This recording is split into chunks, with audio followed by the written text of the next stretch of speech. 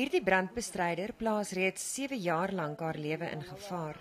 Die 37-jarige vrou sê om in Johannesburg te werk het selfs groter risiko's. Daar is nie genoeg brandweerwaens nie. Wanneer jy by 'n huis aankom en jy moet die deur afbreek, het ons nie die regte toerusting nie. Wanneer 'n ambulans 'n papwiel het, moet ons dit self regmaak. Verlede maand is 2 van haar kollegas dood in 'n brand in die middestad. Volgens die voorlopige ondersoek is hulle dood aan rookinasemming en sy dink sy weet hoekom. Hulle het nie radio's gehad nie. Hulle het eers 4 dae na die brandbestryder se dood vir ons radio's gegee. Wanneer ek ingaan, moet ek aan radiostasiebeheer sê dat ek veilig is. Dis belangrik met reservespanne, want as my suurstof opraak, moet iemand kom en vir my bring.